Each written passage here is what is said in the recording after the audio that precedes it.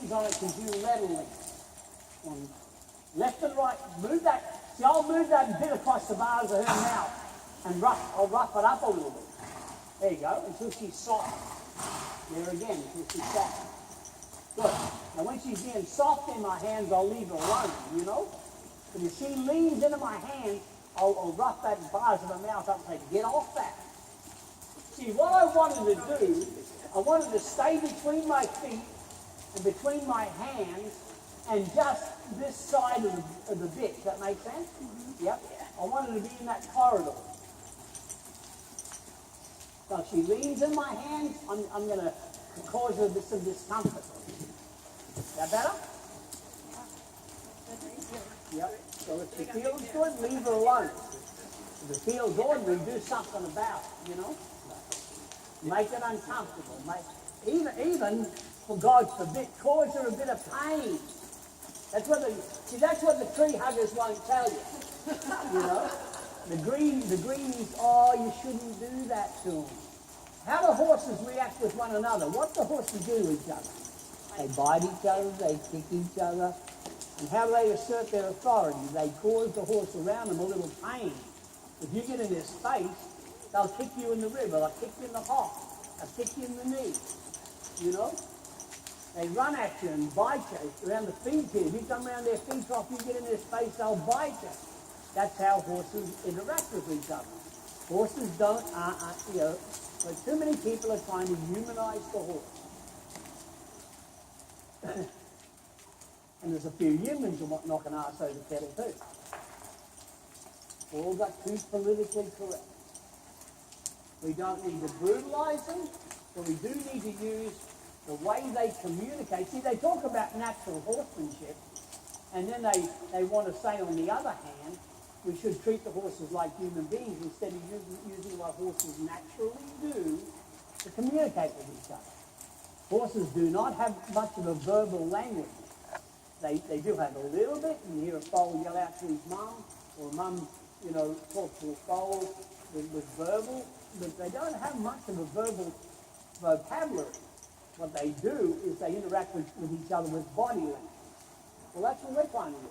We're trying to incorporate that body language and the structure of what they do in their natural environment to communicate with them. There you go. Do you feel that when that horse gave its nose there? That's a nice response. So I create that response a lot of times. I try and bring that nose a little to the inside. I take my outside leg back to stop that hind quarter swinging out, because I want the horse's body and feet to go in alignment. So you keep bringing the nose a little more to the inside there. Then you tuck the nose towards the point of the shoulder a little bit with your outside range, and you use your outside leg to stop the hind quarters swinging out. So your horse swings his hind quarters out, and he goes on two different tracks. His front feet are on one track, and his hind feet sometimes, like when he swings out, is on a different track. If you get him to go in alignment, and you keep his nose to the inside and keep a little vertical flexion on him, pretty soon he's making a circle. It's like, I don't know if you have them over here, but we have a thing at home where you drive a stake in the ground and you have a tennis ball on a string, and you can hit it around and practice tennis. Well, pretty soon he's going to act like that cone is that stake, and you stay on that circle like that tennis ball. If you do all of those things, you keep his nose consistently to the inside, you keep his head consistently towards vertical, and then you keep his feet in alignment. He goes around the circle, or she goes around the circle himself pretty much.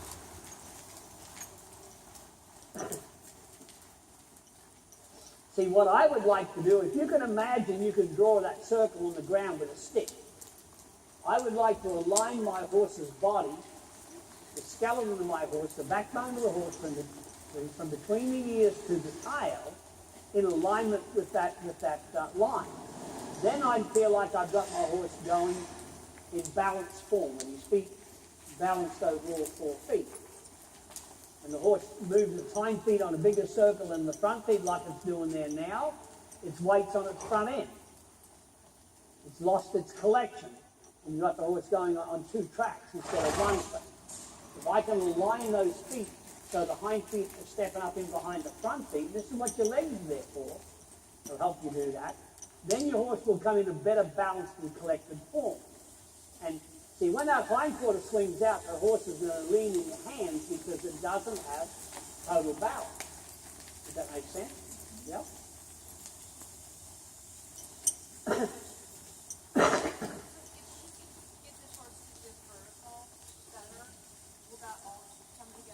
Well, it'll help. You're going to be able to put the first thing you're going to do is put the head next to the inside. That's first order of business. Okay? Now keep it in there. Don't let it take it away. Keep it there. That's what your hand's there for. Come on. Don't let it take its nose away. Like I said, say to Virginia, don't let that sorry bastard do that. Keep that nose to the inside. There you go. Right there. Right there. Don't let it go. Keep it there. Now, use your outside leg to get those hind feet to come in line. There you go. Right there. Right there. Right there. That's pretty decent. Pretty nice, isn't it? You like that? Yeah. Then why the hell are you doing that other shit? Very nice. See there? We've gone around for 25 circles, and you could have done that on the first circle. Oh, there you go. Now see how the horse relaxes more? Because you've got everything happen in rhythm. There you go. See, you know, what's the definition of stupidity? No, that's the first. What's the definition? What is it? Doing the same thing over and over, expecting different results. There you go. Doing the same thing the same way and expect a different result. Something's got to change. And it's your job to recognize what you have to change. Do it again. Come on. So bring the nose to the inside. Aren't you pleased you asked now? Now what? Is the nose kind of vertical? We'll use the outside rein, bring the nose down a little. Ride forward. So both reins. Knock that. See, you've got quite good lateral flexion, but see you're losing that back end out through your left leg. Keep that there. Now ride your horse forward. And if we can get that nose to tuck through. There we come. Here we come. Right there. Feel it? Okay, then why are you letting it take it off you again? Don't let it. Don't let it do that stuff. Your job is to, there you go, right there. Soften your hands there. Soften a little. That's not perfect, but it's a lot better. Right there. Right there. Now, when that horse gets that spot, I soften my attitude, but I don't let the cues go. I soften what I'm doing. I want my horse to find a soft spot, softening in my attitude when it gets into the form I want. There's got to be something about your body that says, yeah, I like that. And when it comes out of shape, you ride it back into shape. You put a little more, there you go, very nice. Now your job now is to put it in shape and count the stride. Put it in shape, come on, pull the nose to the inside, don't let it grab hold of its jaw. Knock its jaw to you. Now here, 1, 2, 3, you lost it. 1, 2, 3, 4, lost it. Come on. Can you do 5 strides now? Come on, pull that horse into shape. Show it what you want. Get it in shape. There. That's not quite perfect, but now I'm going to go 1, 2, 3, 4.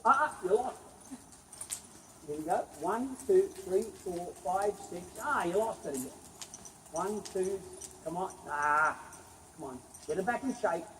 And hold it in shape. Here. 1, 2, 3, 4, 5, 6. You lost it again. And that's how I ride.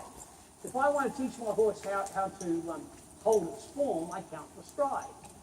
1, 2, 3, 4, lost it. 1, 2, 3, 4, 5, 6, 7, 8, 9, 10, 11, 12, 13, I lost it. 14, 15, 16, 17, 18, lost it. Can everyone see what I'm trying to get? You know, I build increments. If I start with a baby, the first thing I want them to learn is this.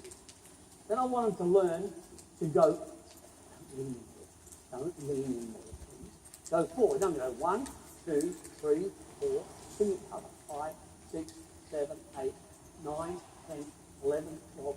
Now when the nose is coming to me, I'll stop. I want the horse to learn to come